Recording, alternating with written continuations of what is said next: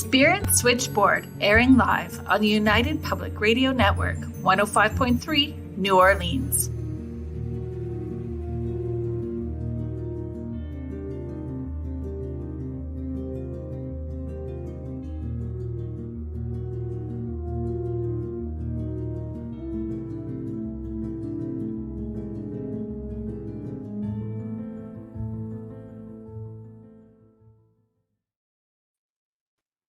Hello, everyone.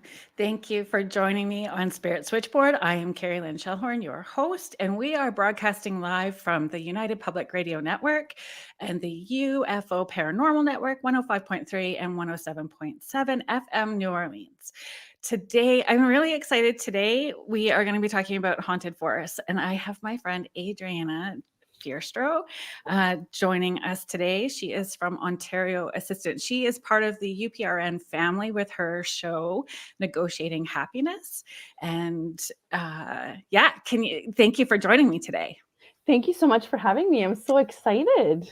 Right? I knew when I wanted to talk about haunted forests, I remembered a past experience that you had, and that's why I had reached out to you. So you had done research for Hoia Baciu, a forest in Romania for Canada's Most Haunted.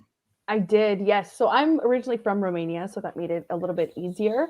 And we just decided to go and research a couple of spots in Europe, and that was one of the spots, and I'm so glad that I did that. It was amazing. I think we went in with different expectations, but we still got some pretty good things. Before we dive into the haunted forest, I want to talk about, can you tell us a little bit about the Ontario Assistant? And can you share a little bit about your show? I want to I'm so excited for you about Negotiating Happiness.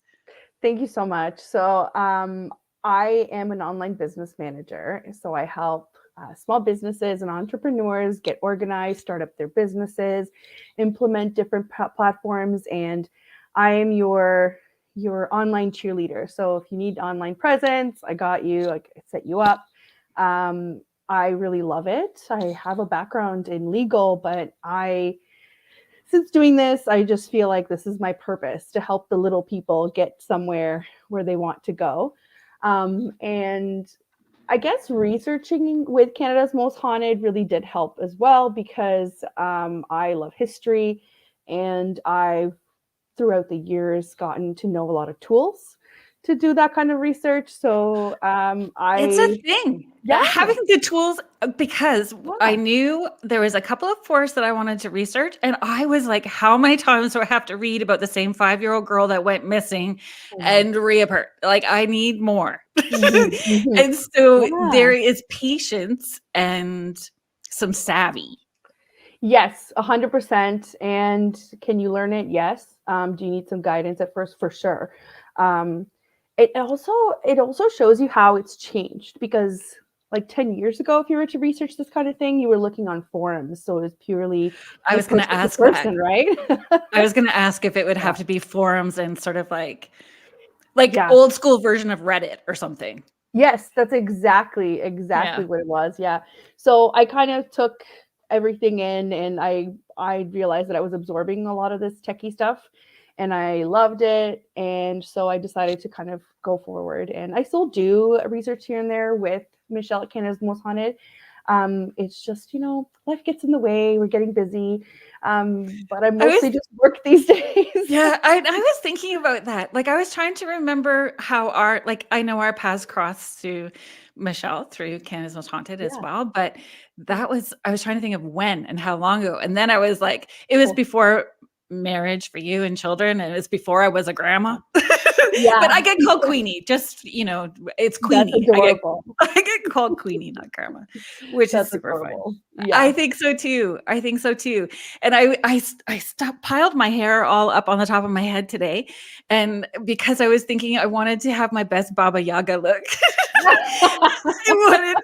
And when I was thinking about doing this show for like haunted forests, when my granddaughter was born, she'll be 3 in June, I had bought her all kinds of kind of like ghosty books, but for toddlers. Yeah. But one of the books was about Baba Yaga and her house with the chicken legs. Oh my So God. I have teased Miss Lily from time she was just little. I mean, at 3, she's still little, but I'm always like, someday Queenie's going to have a cabin in the woods with chicken legs. And that is where we are going to go. That's amazing. I love that you even found like children's material on the subject, because I found a for my son Zach, he's also 3. I found a Toronto Ghost Express, but it's more like Halloween type, and I'm like, it's not really, very Mm. big to it, but it's really cute. Oh, So yeah. we're This starting there. the story I will hook up later. This Yeah. and I'll send it. The story was about the Baba Yaga, so the grandma and her granddaughter. So it just was so perfect. It Yeah. was it was perfect. It sounds like Um, it. Yeah. so tell me how the research began for Hoia Baciu. Oh, so we've always wanted to go. Michelle has wanted to go to Romania for a really long time too. And I was at a point in my life where I loved making travel plans for everybody else, including myself. So she's like, Right. okay, well, come up with a trip, come up with the stops, how we're going to get there. And unfortunately, at the time, everybody knew about the forest, knew, like, you can obviously find it on a map, but it wasn't really documented on how to access it. So it was kind of a trek. And we ended up using, like, when we got to the area, Cluj is the city, and we did all of the research and we looked at all of the universities. A lot of the universities, there was about 5 in Cluj. Romanians like academics. So there's lots of schools, Right. really good reputations. They actually have parapsychology departments there. Oh, And that's fascinating. yes, and the head of the parapsychology department in one of the universities, I forget, it might actually be Cluj's University, named after the city, did a bunch of documentaries since back in the 80s on this forest. And that's how I was able to get a lot more information. But they're in Romanian. So I was sitting there trying to translate some of the tales, some of the information. And it's fascinating that I just love how much more interesting and more serious academia is there in regards to parapsychology. Whereas here, Mm, you don't really get that, right? So no. there are quite a few recorded scientific expeditions that have been done in that forest, because everybody keeps, coming up with all of these different anomalies, we should say, right? So anyway, we got really excited because it was a very um, it was a legit source. It was, Well, this credentialed, is it, right? It's yeah, not yeah, just an oral story that has been passed down yes, or, folklore that has gone blown up and added to it, right, like somebody else adds their little version and tweak to it so it's blown out of proportion. So right. fact and fiction trying to weed through, right? That's right. And this particular head of parapsychology department at the university had been studying it already for 20 years. So it's probably closer to 30 now that Wow. he studied this forest. So we got a lot of our information that way. We did look on forums because this was back in 2013. So Right. this was, Did you he know, have personal experiences there or were they collected personal experiences? Probably, like I would think that he would have had to have both, right? he's spent quite some time in there. Yes. And he also did the research, but he's also spent quite some time taking photos actually of the night sky there. He has some really interesting theories as to what they are. And my apologies, I'm paraphrasing from my knowledge back in the day. So if Yep. anybody wants to correct me, feel free. Yep. But I watched a bunch of documentaries. I remember I was reading a bunch of articles on it. And most recently, when I was brushing up for the show, I was finding clips that were aired on television. So he has toured around the country as well to talk about this subject. So it's very, very well known that it's a very active forest. And honestly, we got there. We Just the trees alone. If I you know. Yeah. research, like Yeah. if you type in the name and then you just look at images, the trees themselves Yeah. are bent They're like, and yes. yeah, Yeah. they're bent and Yeah. dark. And then there's some photos where the moss on the outside is this bright greeny yellow beautiful color, and then you have these dark twisted Grimm's fairy tale looking Yes. Yes. trees. And actually, I have a picture of Michelle walking through the path. So there are trails there that the National Forestry is in charge of, right? So there are trails that go through there. And I found Um, that it's 55,000 years old. it's yes, That forest.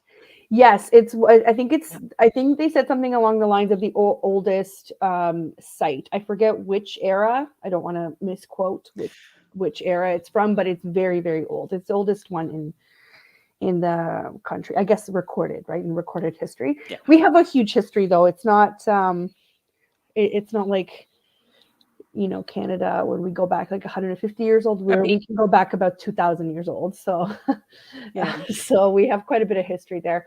But funny enough, I have a picture of Michelle walking through the forest, and the trees come up to like form a tunnel like this. Yeah. Mm. And I felt wonderful in there. I cannot say that there was a point where I did not feel so wonderful, but the entire day it was, I can only describe it as energy. I don't know how else to put it. It was just energy, and the forest is not dead, regardless of the scary looking trees. It is very much alive, and healthy, I should say. And we did end up finding it through a hiking app. So remember, this was 10 years ago. So I'm sitting there in the hotel room, and I can see from the hotel room, I'm like, it's that way. I know it's that way. But Geocaching in Romania for the haunted forest. yes. I'm like, how the heck do we get that way? So also we had a rented car. That poor car, the things that it went through to get there. We ended up going down this residential street that was not paved. And then all of a sudden, it was just hills, and we're like, what do we do? So we literally parked the car under a tree on a hill, no roads, it's fine. And then we like hiked up, and we were and remember, there wasn't really a lot of data back then, and we were kind of, you would have been stranded if you didn't download your maps on your phone ahead of time. Right. So it was quite the adventure. We made it there. We found the clearing, the very special clearing. And fun fact, when you look at a map, it looks like there's more than one clearing, but the real clearing that all of the ghost shows cover and whatnot is just the one, and it's very obvious once you find it. But don't get fooled. It looks like could be a couple. We finally found it there, and we decided to just have a picnic at the time to kind of say, whew, job well done. Let's see what During the day. next. Yeah, during the day. Okay. So it had 5 exits or entries, I should say, from the clearing. So clearly people would go through. So we expected to see the locals or maybe animals or whatever it is, right? And there was no, like, I want to make it very clear that this was not like, I live beside a conservation area. This was not like that. It's not manned. There's nothing paved. There's nothing constructed. It's just paths and wilderness. That's all. So at one point we were afraid that we would encounter wolves and whatnot. So we're glad that we didn't. Right. So we did try to stay to the trail as much as possible. No. Because they were marked on the trees. Okay. So no bear bells and bear spray, kind of just in yeah, case. we were just kind of, Bravado and adrenaline. Right. Yeah, I do not recommend. Do not try this at home. Yes. So we got there. We had a little picnic, and then we set up recording devices, which we usually do. And fun fact, I found my little devices that I actually took with me. Gosh, that's awesome. Yeah, I was like, I have to show them all. So we wanted to do a ghost box for sure. So if anybody hasn't seen one, I'll show you what the portable one looks like. And it's like the tiniest little one, because we had to obviously take it through the airports, right? Right. So here it is. It's literally a tiny radio, battery operated. This little smaller thing, than an old school Walkman. Yes, this little thing had us in there for hours talking to whoever. It was fascinating. Um, I got So a little overwhelmed with the translating, but then we also asked them to speak English as well. So it was kind of a mix. so speaking Romanian. Yeah. Interesting. Yeah. Yeah, for sure. And we had just these little recorders, just like a regular, Right. you know, mine was the USB one, not the ones with the tapes, but Right. and Canada's Most Haunted has all kinds of equipment. But these are just the ones that I had that I wanted to use. And funny enough, the recordings are still on here because I booted it up. I think I'll tell you why I've left them alone for a while at the Since end. 2013. Yeah, I'll tell you why after. Okay, There's a that makes me reason. adore you even more because as organized as you are in Yes. supporting people, then that's kind of a wild thing. Yeah, no, but I'll tell you why after why I've left them as is and just kind of like put it away Right. after we got back. But yeah. So we were in a group of 4. Melissa was with us as well. Shout out to Melissa if she's Yeah. listening. And we made a pact because all of the tales that we had read were that people tend to get lost in there. And we made a pact. We're like, we can't go anywhere without a buddy. So at least there's 2 and 2 of us. And we can't go so far away from the other 2 that we can't see each other. Right. So So Marco Polo. yeah, because there was a lot of tales where people, it's almost like they seem to step into a time portal, and they have I no read that. idea. They have no idea when they come out, how long they've been gone and where they are, that kind of thing. So we're like, let's not have that happen. So a few of those reports, they come back with a 15th century coin in their pocket. I saw that. Yeah, I saw that. And the woman had no idea how much Hmm. time had passed or Hmm. whatever it is. And I'll tell you this, our first observation right off the bat, when you're in the middle of the clearing, we would look at it as, okay, where we came from is one side of the forest, we're in the middle of the clearing, and then we didn't go too far out. On the other side is the other. The other side was so quiet, Mm. and it was so I should say unnaturally quiet. Remember, this is not a dead forest. There are a ton of animals, Right. birds, plants, like whatever you want in there. It was really eerily quiet. And the other side that we came from was fine. It just sounded like, twigs cracking and birds singing and everything else. So we were like, that's kind of weird. So while we were still feeling pretty great and energized, Because we there's a were, point where you don't. yes, exactly. Okay. So we started feeling like somebody's watching us. Oh, Yeah. but this is still during the day, not at nighttime. 100% during the day. This is So not, that's fascinating too, right? yeah, Because at nighttime you get it. At nighttime it becomes a sensory thing. yes, So you're already heightened and yeah. things shift because it's nighttime. But during the day, feeling watched is a whole other heebie-jeebie vibe. Full sun out, full sun. Never experienced that before. And so imagine me and my partner. We're going into each entry. We would go and take a recording, and just kind of talk and see what we get after. Right. For those that don't really know the EVP process, that's how we did it. And then Melissa and Michelle would be in the back in the clearing watching us. And this was told to me after, but it was hilarious because I then told them what happened, and it's actually on the recording, right? Um, they're standing back. I'm going to a clearing, and I'm sitting there going, I can't breathe. I don't know what's wrong with me. I can't breathe. I feel so heavy, blah, blah, blah. Right. I come back. They let me finish my thing, and they're like, so what happened over there? I'm like, well, what are you talking about? So I told them I couldn't breathe, and they're like, so funny story. We watched a branch just go from like here all the way up and move back again at the beginning of the clearing. And we decided not to tell you just so that you could finish your recording.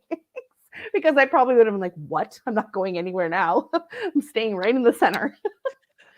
The tree branch reached out. Yep. And down and then came back up. It was so obvious that Melissa always says this, which I don't quite agree with her. She says, I don't see anything. I don't feel anything. I don't have any gifts. I was like, I don't believe that. But she said she physically saw it. This wasn't like a third eye, download. This literally was a physical thing. And Michelle, again, same thing. She's like, yep. She's like, that was crazy. And we're like, okay, whatever. Maybe that won't happen again. And then the feeling as the sun would go out more and more, you just felt like you were surrounded in the clearing, right? They're just watching. They're just waiting to see, and I don't know if you guys have watched all the episodes of some of the popular ghost shows. I don't necessarily agree with what they do there as a specific. Yes. But we tried to be pretty respectful. So as soon as the dusk was out, we started our ghost box session, and we definitely got some really good answers. Some whoever was coming through was kind of concerned for us, and they kept telling us that you could kind of hear them talk, and there was something there that wasn't letting them speak. And as soon as we picked up on that, we asked about it, and then they confirmed that yes, they're not being allowed to speak, which was very interesting. There was a dark presence there. It was obvious by the time that, spending hours and hours in the forest there. It did come through the ghost box. That was something new for me at the time. And it definitely played on my emotions 100%, because I was getting very overwhelmed with the translating, with this thing that wasn't like letting us do our thing. And it wasn't a great time. So for that portion. And then all of a sudden the spirits were saying, you need to go now. And we're like, okay, thank you. Thanks so much. Yeah. And we packed her up. When it's encouraged, you have to be respectful, right? And for sure. A lot of that, when you talk about not liking how, or not agreeing with, or not respecting how other people investigate, right? I think back to it's about respecting the resources and respecting the land. Yeah. Respecting what you don't know is there. Yeah. We have to be respectful of the history of the land, the peoples, any of it. Yeah. We just have to be respectful. And if you're not, then you're going to have a different experience. If you're respectful, you have, your experience. But if it's pushed, it could be something totally different. Yeah. And when we were chatting earlier this week about coming on to do this show, you said something interesting, and I wrote it down. It gives you those haunted forests gives you what you want. Yeah. So this was something that was prefaced in some of the research that I had, and I came to the same conclusion. So if you go there and you're an avid, like ufologist, and you want to see that, it definitely gives you that. If you go there with the expectation to, use a ghost box and have that conversation, it happened for us, and it was wonderful. We asked them questions as to why the clearing was there, because it was weird that no trees would grow in the clearing. That was one of the questions that was posed in all of those documentaries as well. They answered back and said it used to be a lake, which makes sense because all of that sediment and mineral would probably be too much for the area. Isn't there's supposed to be high uranium or something there that makes it somewhat radioactive, I thought, as well too. I read in one report. That was actually from an incident. So there is really old police footage. You researcher, you give it to me. So there's this really old police footage, Romanian police, that shows that there was an incident one day where the trees half of them were covered in this substance that they had no idea what it was. So they came out with their radioactive equipment to try and figure out what it is. When I was watching that documentary, they still had not figured that out, like 10 years later after that. So I'm not sure, but I think it's because there's a lot of UFO activity there. Right. But it was weird because the trees were covered not at our height. It was from, halfway up to the top of the trees. Like it wasn't, they had to kind of get up there and climb and figure out what it was. They could not figure it out at all. So I have a feeling that it's because of that.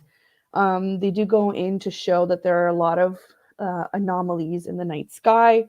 And what they did at one point is they took pictures and they superimposed them to check for specific location. And when you did that, it created a little diamond at the top for all the where everything popped out. So I was like, oh, interesting. I wonder if that's like a door, A dimensional door. Yeah. Yeah. Yeah. Yeah, that's fascinating. And yeah.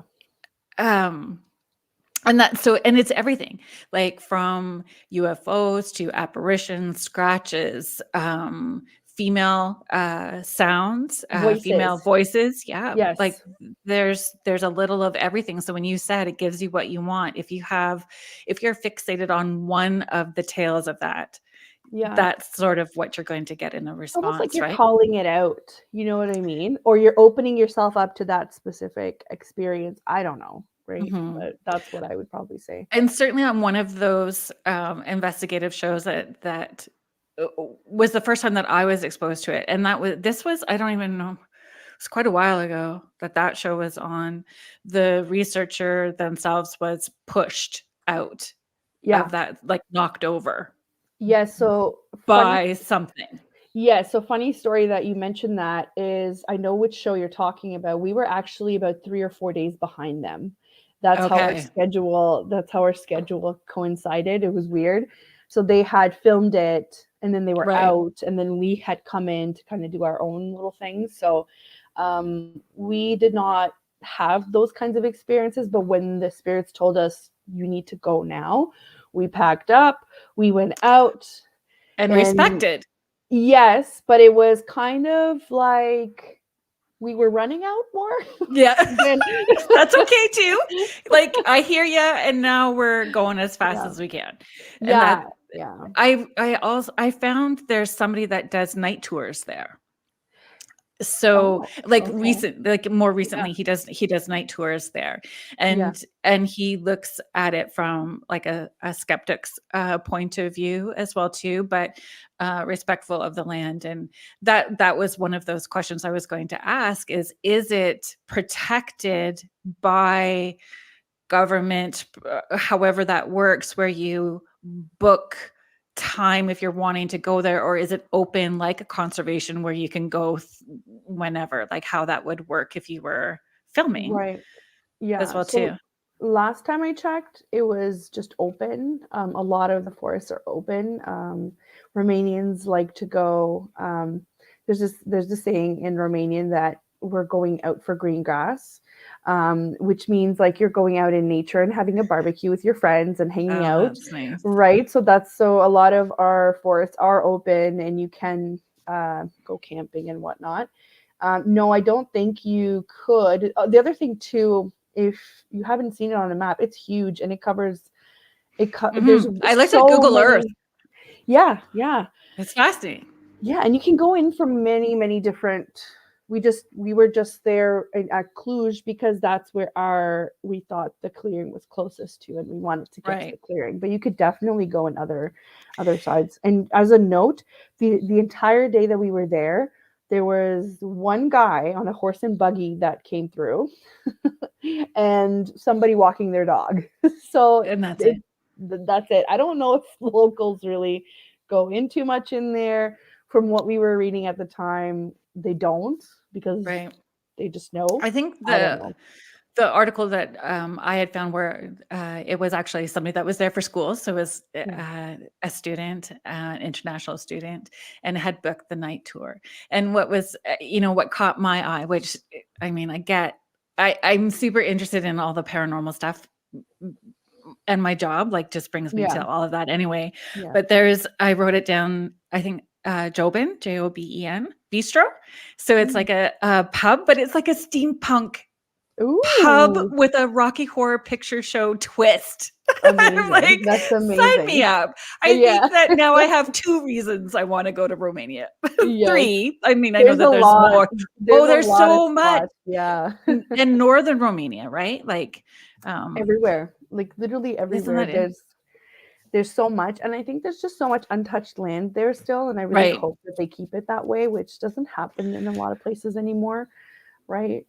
It's So I I wanna talk about the Black Forest of Germany because I deep dived into that too this week because I wanted to talk about that. yeah. There was a lot, and when you brought up, the university having a parapsychology department, Mhm. I I I watched, it's this really, cutie patootie family that has a YouTube channel, Uh-huh. and they're called the Black Forest Family, and so Oh, they ride their bikes, they've got a wee little boy, and they talk about living in that area and showing them, like, from their point of view, the beauty of that area, the culture, the food, the yeah. trails, and it's the Black Forest Family on YouTube, which is they're brilliant. So watching them and deep diving, there was a professor of forest history.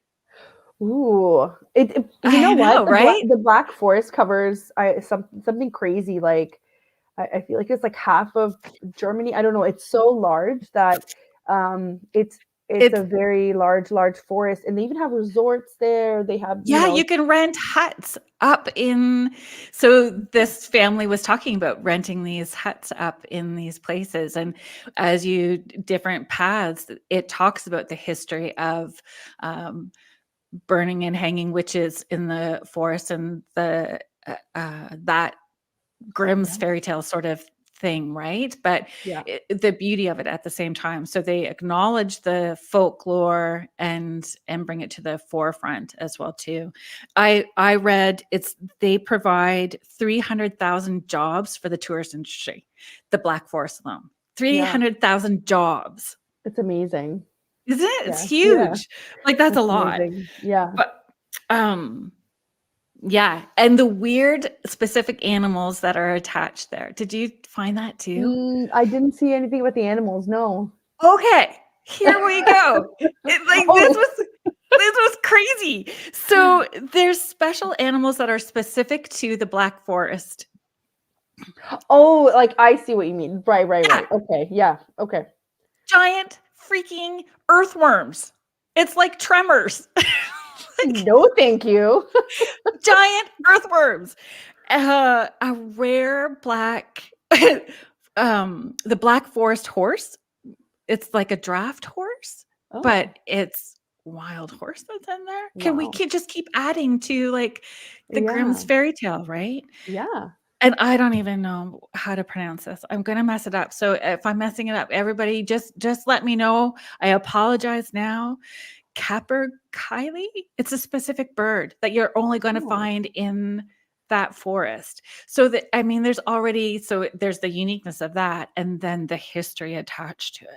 yeah. Der Grossman? Okay. Did you find that? Did you I where is it? Let me So he's see. like the Slender Man of the Black Oh, yes. Forest. Yes. Honestly, a lot of the times when I go Black Forest, for some reason I gravitate towards all the werewolf stories. So I don't know the werewolf stories. So Oh, great. I'll share Great. Slender Man, you share Yes. werewolf. Yes. So the Slender Man so he's similar to the Slender Man story. So he's supposed to be Mm. this tall, man with big, white saucer eyes, but he's supposed to have multiple arms. Like Oh. more than 2 arms. So he has multiple arms. So any children that would walk through the forest, he would chase them down and scare them so that they would tell the truth about any wrongdoings, that they would have confessions towards their parents, or he Oh. would just kidnap them and whatever he did with them, they just wouldn't Right. appear.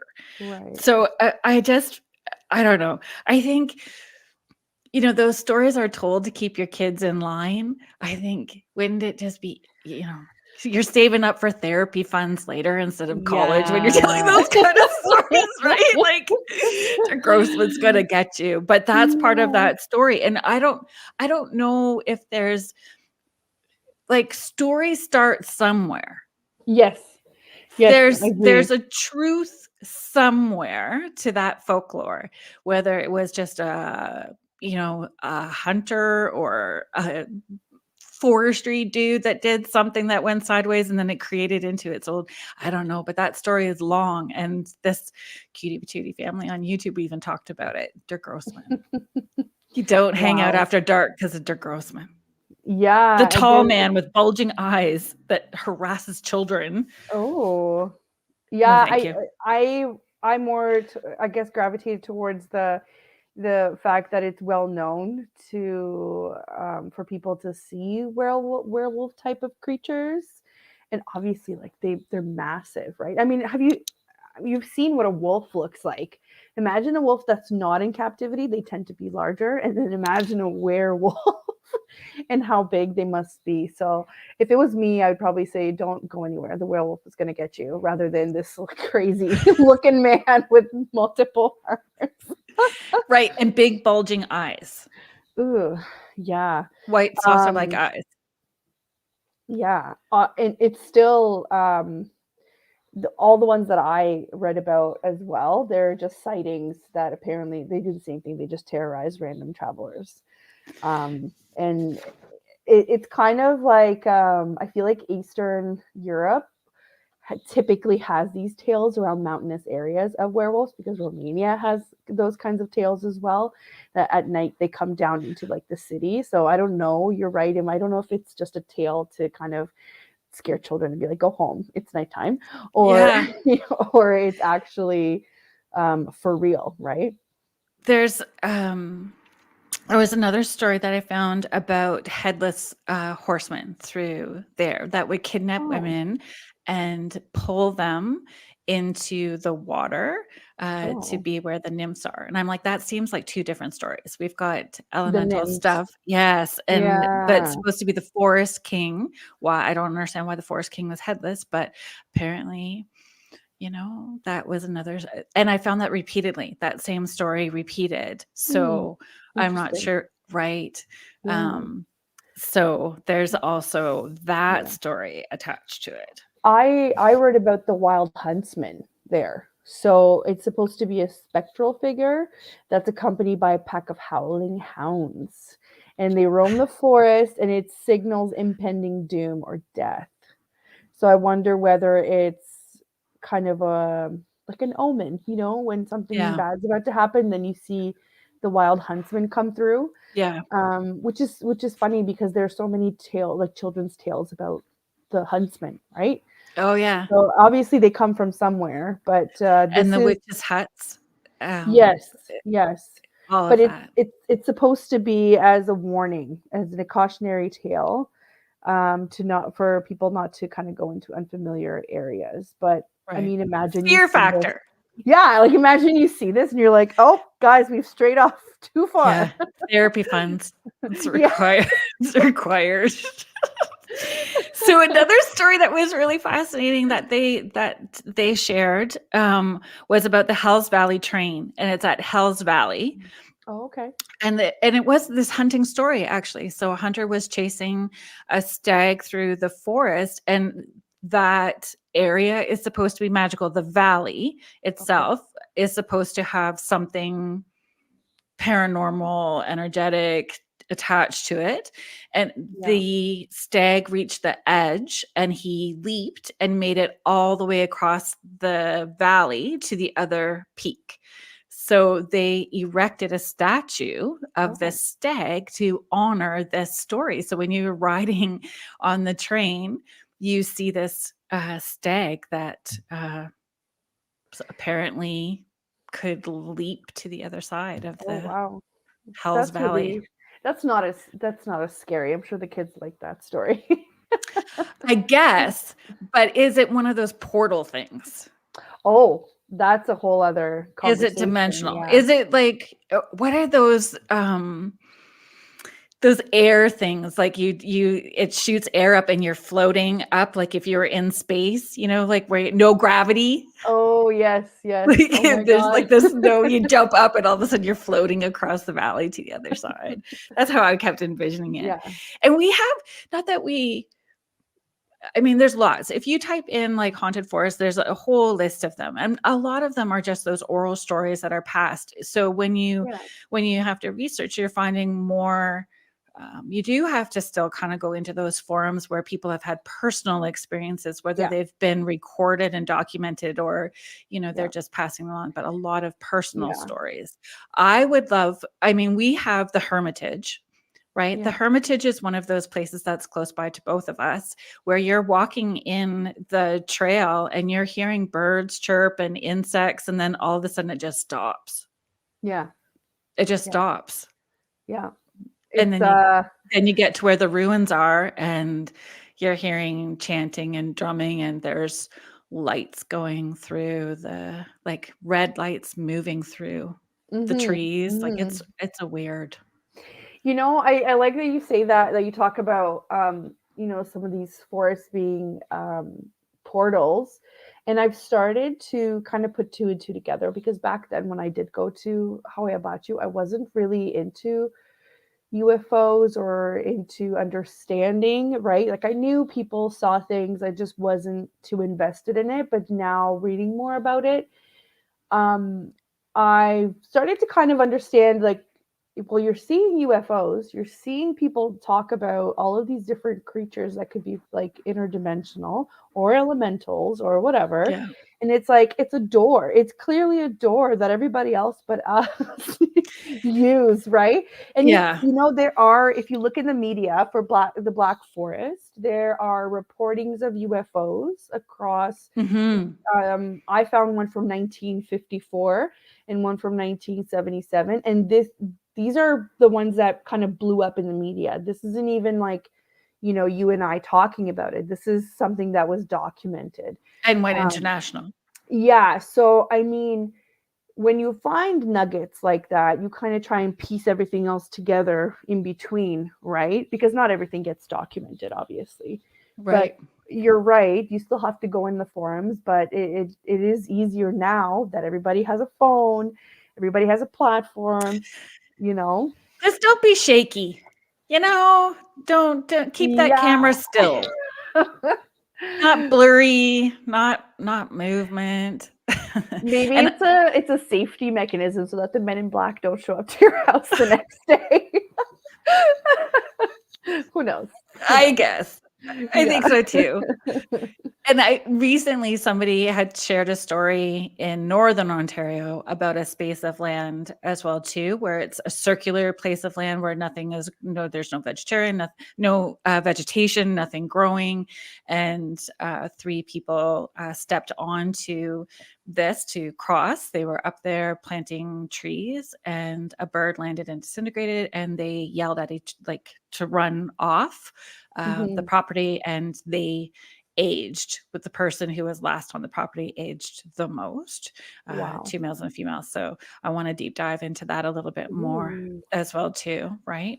Mhm. And it makes you wonder where those circulate, and it's the same story repeated. Even when I was looking into the Devil's Tramping Ground, like it's Yeah. a circular section of land. It always comes back to the same Yeah. symbolisms as well too, the same stories, people missing, burns, scratches, Yeah. time Nothing grows missing. there. Nothing grows there. It's large, like 40 feet or whatever it is. Yes. Yeah. I Yeah. think we need to get some hiking gear together and Ooh. head to even the Algonquin, where Tom Thompson went missing at Canoe Lake. Like, Yeah. they found his canoe and didn't find him for 8 days, and, like, where Where'd he was go? yeah. Yeah, yeah. Where did he go Yeah. for 8 days? And that story is interesting too, because it's like over 100 years later, and we're still fascinated with the story of the how and why Yeah. and what happened. So Yeah. I'm sure that there's even more stories that are local that we don't know yet and Yeah. could investigate more. Yeah. What do you think about when I was reading about the Devil's Tramping Ground? What do you think about objects being moved out of the circle? Did you read that part I where didn't there? find that. Okay, so it says there's like numerous locals that could tell you that they leave plants or personal belongings in the circle overnight, and the next day they'll all be like pushed out of the circle. Pushed out. Yeah. So part of what I found, so that property is owned privately. So it's Mm. private it's private land that they do allow people to rent out and camp there as Mhm. well too. Yeah. And it didn't sound like they knew the whole history attached to the land. So Right. there's stories of indigenous, there's stories of that. So if there is an indigenous background where people have disrespected the land and those spirits are kicking that out, I would lean towards that, That's a really good point. Yeah. that if they were being disrespectful and not honoring the land and the resources, that they were maintaining it and letting them know that Yeah. there was an issue. Yeah. There's other, I mean, that makes sense to me. And there's other tales where they talk about people seeing apparitions or the devil himself, where whatever that may mean, right? Yeah. But that was Does kind of interesting too. does that go back to you get what you want? If you're going there with the intention that, okay, there's an indigenous background, and so we need to be honoring, and so we're bringing what we need to honor the ancestors that were here for the land. Or I grew up with a lot of fear-based religion. And so Most of us I'm did. gonna tap into that side of it now, right? Yeah. Like Yeah, there's most of us there's that did. aspect. So I don't know. I and then too, I don't know. It's every single one. Like, is there and the devil actually appeared, and the devil actually appeared, and the devil Right, actually appeared. right. Yeah. Wow.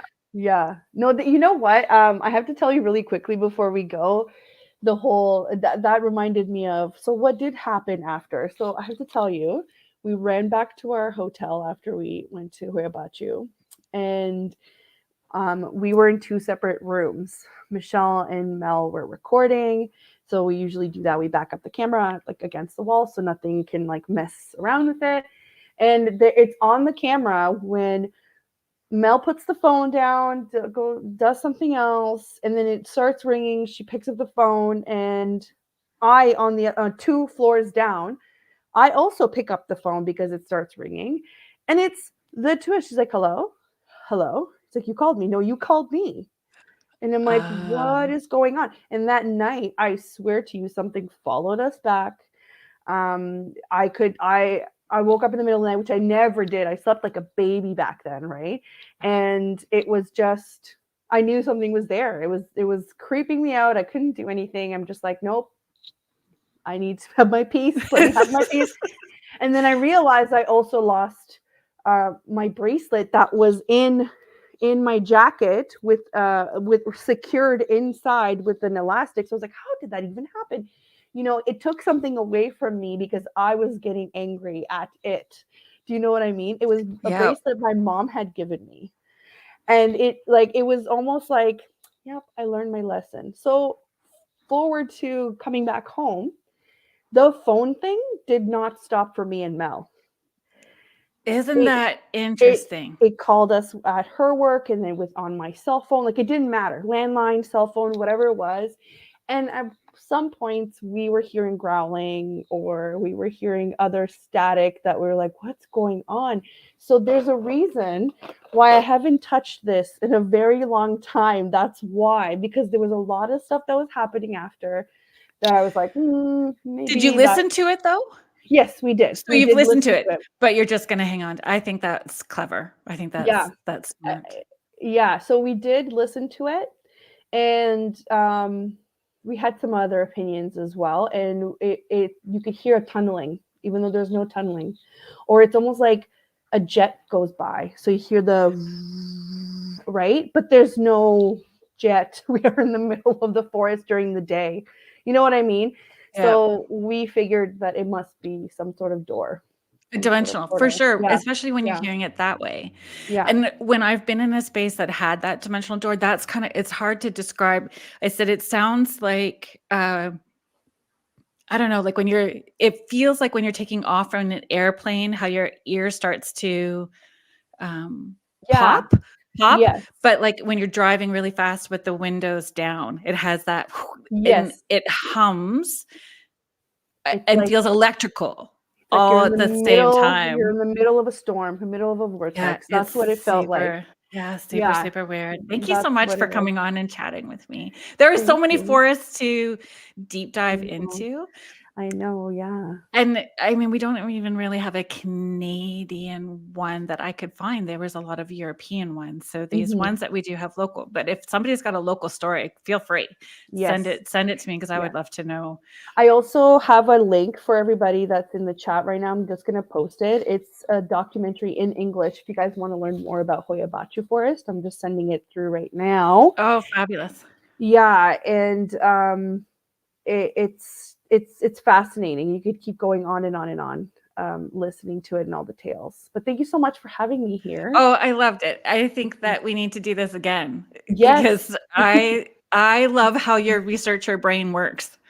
Because I just get frustrated and go, yeah, Yeah. I just can't read the same story over and over anymore. I need to go somewhere else Do with you it. want to know my controversial tool? For I sure. definitely to refresh on everything, I definitely started using AI more. So I just put out a webinar about how to use AI to your advantages, especially as a small business owner. And I definitely sat there. I asked it questions. I asked it to pretend to role play. So it learned and trained as to what I wanted to get back from it. And it gave me a lot of different options and tales. And I was sitting there reading. I was like, oh yeah, I remember this one, or oh yeah, I remember That's that. wild. Yeah, with links, with sometimes they get it wrong, but that's where your human mind comes into Right. it. And I know a lot of people are not fans of AI, but I definitely, this is one of those things where yes, I still have this, but I now have better tools, right? Right. So Yeah. next week on Spirit Switchboard, it's going to be a special episode because it's a sneak peek into my personal life, and my daughter is coming on. So Miss Brooklyn will be here, and we're going to be discussing what it's like to have a whole family structure that's intuitive, and also talking about intuition versus crushing anxiety. And Mm. having anxiety with your intuition and the things that we do to move through that. So just thank you everyone for joining us today. Thank you all for tuning in. Thanks for all the people in the chat room, and a big shout out to the the UFO Paranormal Network and the United Public Radio Network 105.3 and 107.7 for hosting us. Thank you so much for being here, and we'll talk to you next week. Bye. You've been listening to Spirit Switchboard with host Kerrilynn Shelhorn on the United Public Radio Network 105.3 New Orleans.